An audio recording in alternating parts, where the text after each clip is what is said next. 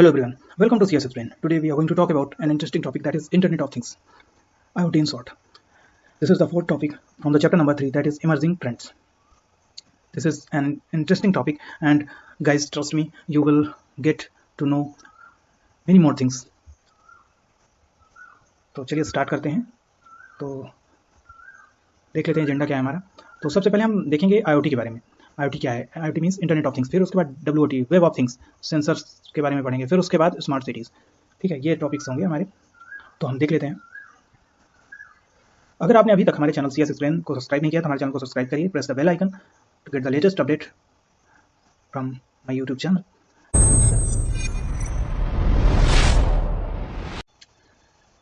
तो पहला टॉपिक आता है इंटरनेट ऑफ थिंग्स। तो इंटरनेट ऑफ थिंग्स जैसे शॉर्ट में IoT भी कहते हैं। इसको समझने के लिए सबसे पहले हम समझेंगे इंटरनेट क्या होता है। अच्छा, इंटरनेट क्या होता है? इंटरनेट के बारे में आपने बहुत सुना होगा, हर जगह इंटरनेट के बारे में बात होती रहती है, बट इंटरनेट होता क्या है?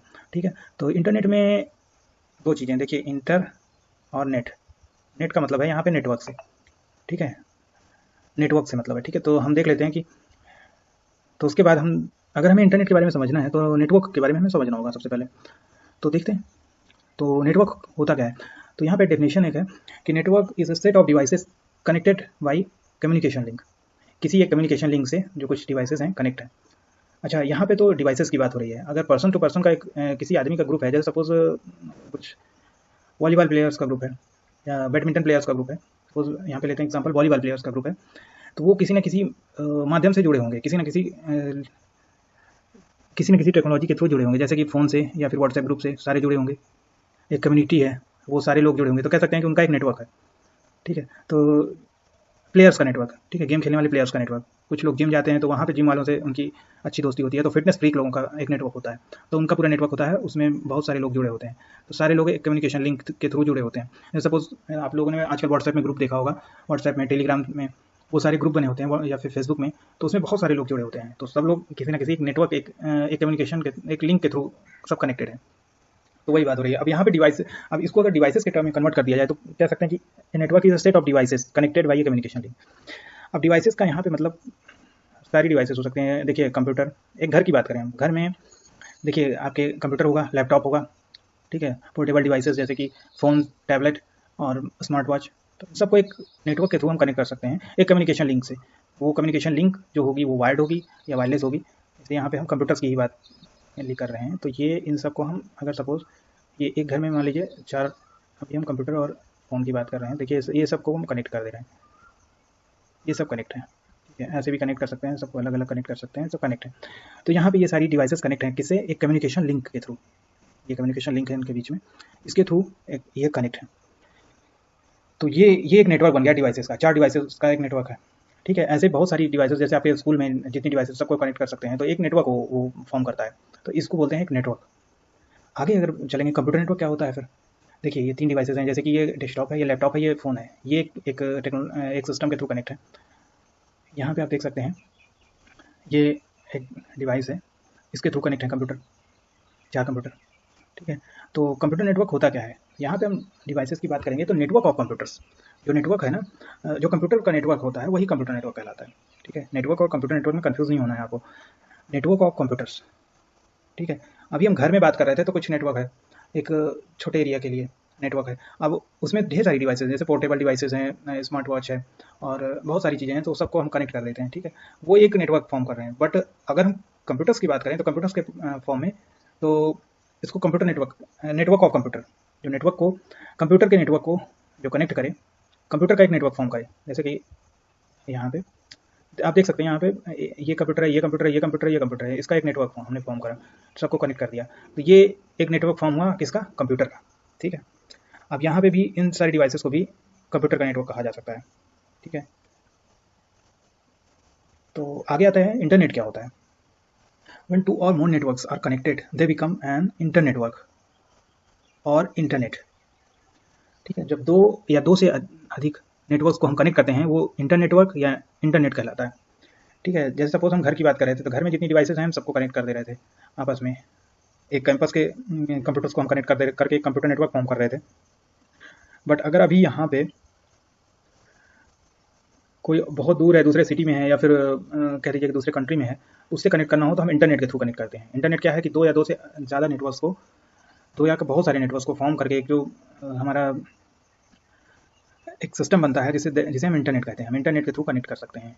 ये यहाँ पे इंटरनेट है, इसके थ्रू हम कनेक्ट कर देते हैं। ये चाहे भले चाहे दूसरे कंट्री में हो, ये बंदा किसी दूसरे कंट्री में हो, ये इंडिया में है, ये यूएसए में है, इससे हम कनेक्ट कर सकते हैं। ठीक है, तो ये होता है internet. When two or more networks are connected they become an internetwork or internet. ठीक है, अच्छा ये क्या है? ये डेस्कटॉप है, ये लैपटॉप और ये सर्वर। ये क्या है? टैबलेट। ये पोर्टेबल डिवाइसेस हैं, ये स्मार्टफोन। ठीक है, अच्छा ये सब अगर कम्युनिकेट कर रहे हो, सबको हम कनेक्ट कर दें वायर्ड या वायरलेस मीडियम से, तो कम्युनिकेट करेंगे तो कैसे करेंगे? अच्छा, कम्युनिकेट का मतलब सबसे पहले देख लीजिए, कम्युनिकेट का मतलब क्या होता है? कम्युनिकेट का मतलब connect and exchange data. Exchange data में क्या आएगा? Send and receive data. Send करेगा, रिसीव करेगा। ठीक है, आप जैसे किसी स्मार्टफोन से इंटरनेट के थ्रू कनेक्ट हो जाएंगे तो आप क्या करेंगे? या तो डेटा अपलोड करेंगे या डाउनलोड करेंगे, सेंड करेंगे या रिसीव करेंगे। ठीक है, पहले कनेक्ट होंगे, फिर उसके बाद फिर एक्सचेंज करेंगे डेटा का।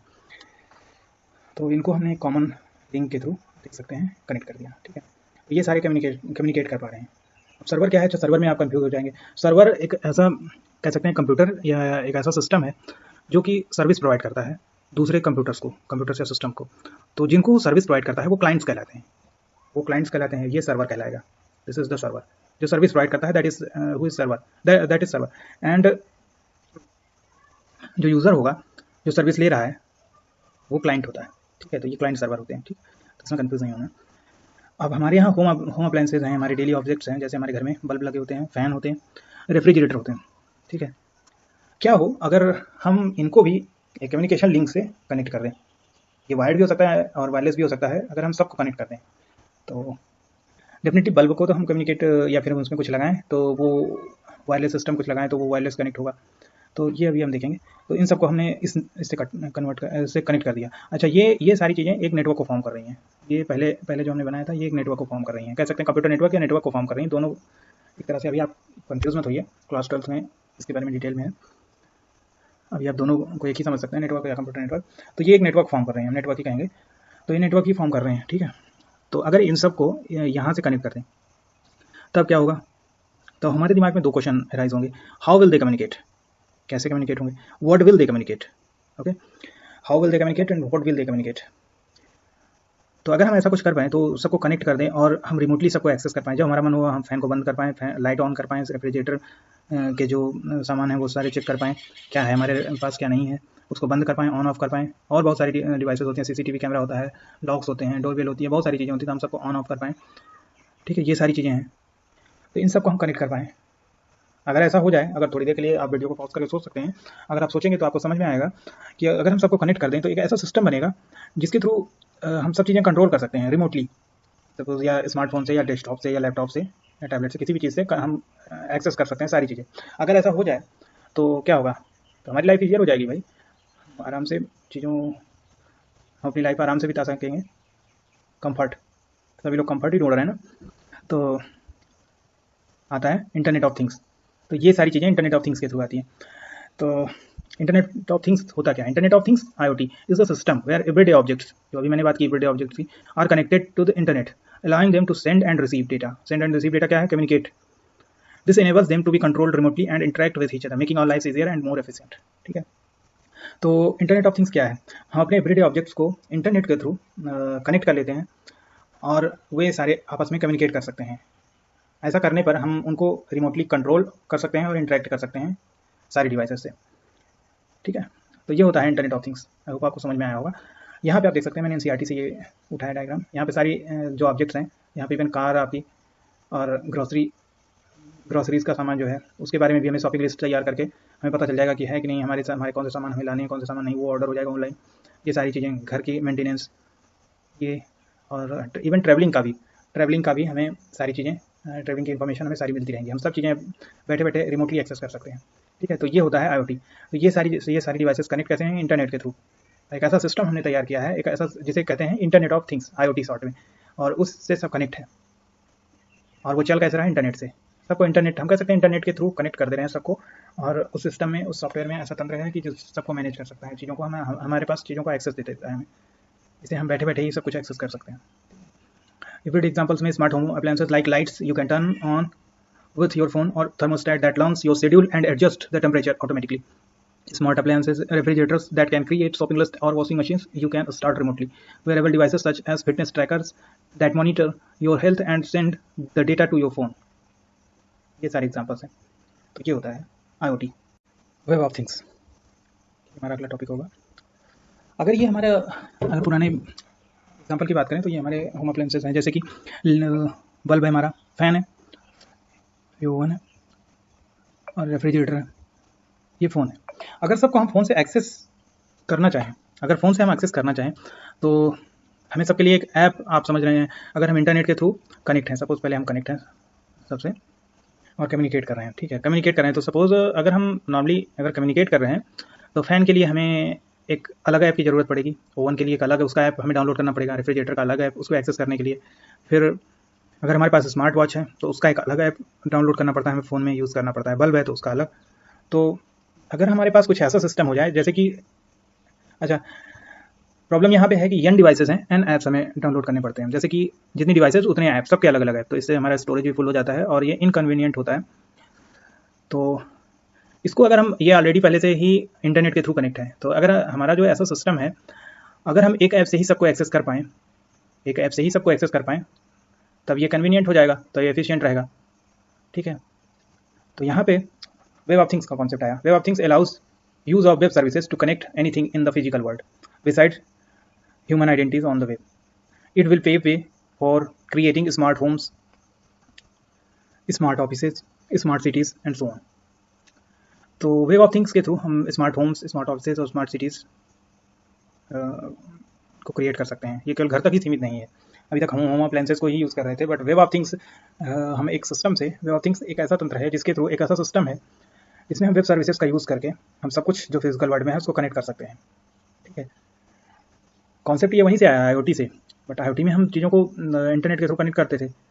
यहाँ पे n डिवाइसेस होती थी तो n ऐप का यूज़ करते थे हम सबको एक्सेस करने के लिए। यहाँ पे एक ऐप से ही सारी चीज़ें एक्सेस हो जा रही हैं, तो ये होता है WAT। इसके बाद आता है सेंसर्स। ये क्या होते हैं भाई? सेंसर समझने के लिए सबसे पहले मैं फ़ोन से एक एग्जाम्पल ले रहा हूँ, टेक्स्ट बुक में भी आपके ऐसे ही दिया है।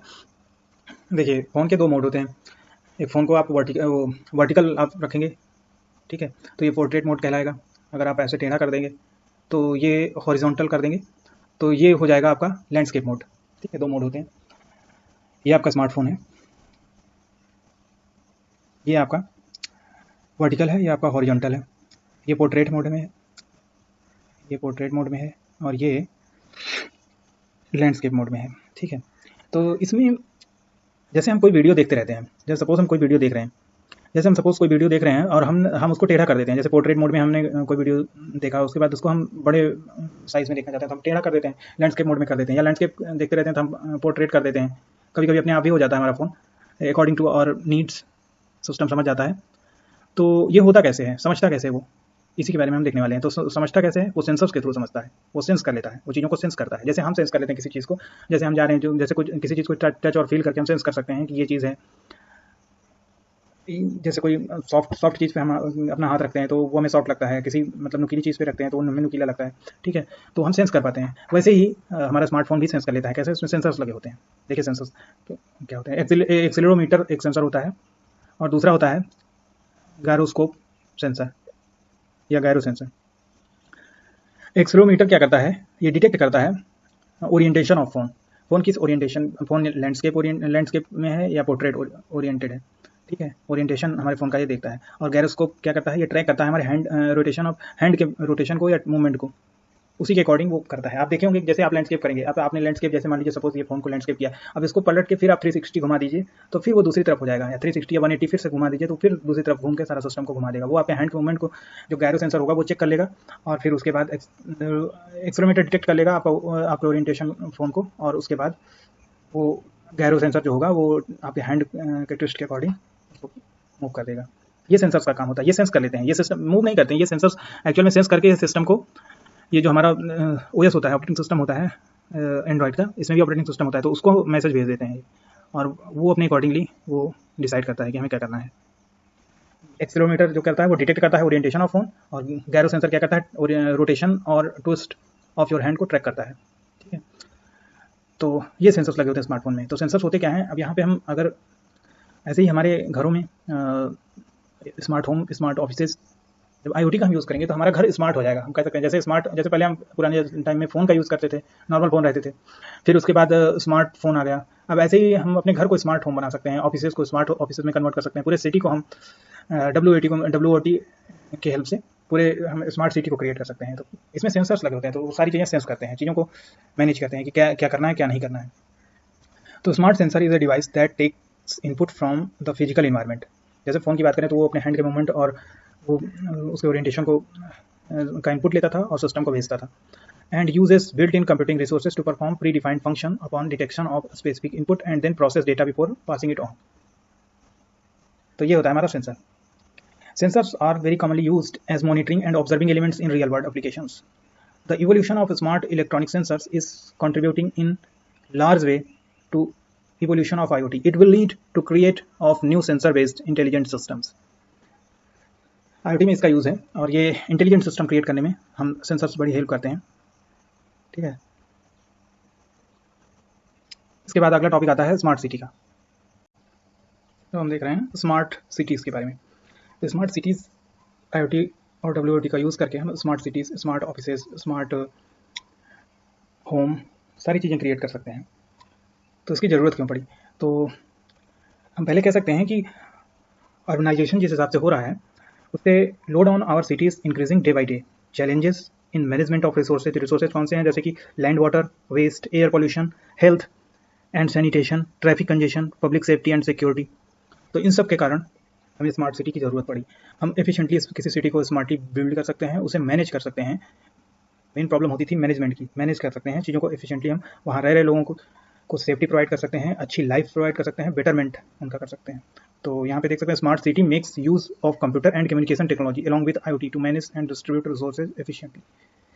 Every sphere of life in a city like transportation system, power plants, water supply, network, waste management, law enforcement, information systems, schools, libraries, hospitals, and other community services work in unison to optimize the efficiency of city operations and services. तो यहाँ पे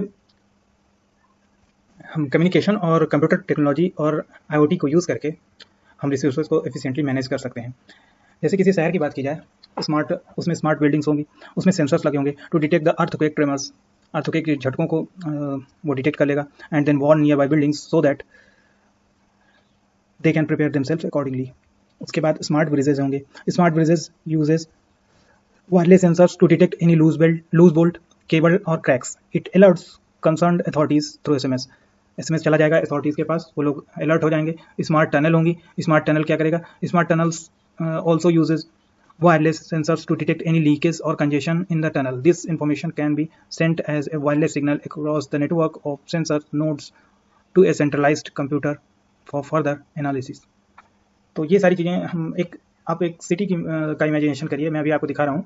उसमें smart homes होंगे, smart buildings होंगे, उसमें smart bridges होंगे, हम कह सकते हैं कि स्मार्ट टनल भी होगा। वो सारे टेक्नोलॉजी का यूज़ करके और उसको एफिशिएंटली पूरे सिटी को मैनेज किया जा सकता है। यहाँ पे आप देख सकते हैं NCERT से मैंने उठाया। यहाँ पे ये जो रेक्टेंगुलर बॉक्स बना हुआ है इसको सेंट्रल कंप्यूटर्स, रेक्टेंगुलर बॉक्स से दिखाया गया है, इसमें ब्लैक है बीच में, सेंट्रल कंप्यूटर्स है। ये इक्लिप्स या सर्किल कह सकते हैं। वायरलेस सेंसर्स को दिखाया गया है, ये डायमंड से सेंसर नोड्स को दिखाया गया है, और ये छोटे छोटे डायमंड्स येलो और ब्लू ट्रायंगल से वायरलेस सिग्नल्स को दिखाया गया है। तो यहाँ पे आप देख सकते हैं ये स्मार्ट बिल्डिंग्स है। इसमें आप देख सकते हैं इसे सेंट्रल कंप्यूटर लगा हुआ है और सेंसर नोड्स लगे हुए हैं, वायरलेस सेंसर्स लगे हुए हैं, वायरलेस सिग्नल फ्लो हो रहा है। ये ब्रिज है, ये होम है, ठीक है, यहाँ से सिग्नल जा रहा है और यहाँ पे ये ब्रिज है। अब ये ब्रिज है, ब्रिज में भी आप देख सकते हैं ये सारी चीज़ें लगी हुई हैं, सेंसर्स लगे हुए हैं, वायरलेस सिग्नल्स लगे हुए हैं। ब्रिज क्या करेगा? स्मार्ट बिल्डिंग सबसे पहले क्या करेंगे? Smart building uses sensors to detect earthquake के झटकों को डिटेक्ट कर लेगा वो। तो स्मार्ट ब्रिज जो होगा वायरलेस सेंसर्स के थ्रू, इसमें सेंसर्स लगे हैं, इसमें एक सेंट्रल कंप्यूटर भी लगा हुआ है, उसे डिटेक्ट कर लेगा कोई लूज बेल्ट हो या क्रैक्स हो, केबल लूज हो, कुछ भी हो। तो ये सारी चीज़ें। स्मार्ट टनल है, इसमें भी ये सिग्नल अथॉरिटीज़ को भेजेगा। तो ये सारी चीज़ें, और घर में ऑलरेडी IoT का यूज़ हो रहा है। तो ये सारा एक स्मार्ट सिटी है। ये स्मार्ट सिटी का एक आइडिया आपको दिखाया गया है। आई होप आपको समझ में आया होगा चीज़ें। तो यहाँ पे हमारा आज का लेक्चर खत्म होता है। अगर आपने अभी तक हमारे चैनल को सब्सक्राइब नहीं किया तो CS Explain को सब्सक्राइब करिए, press the bell icon for the latest update. Okay, thanks for watching.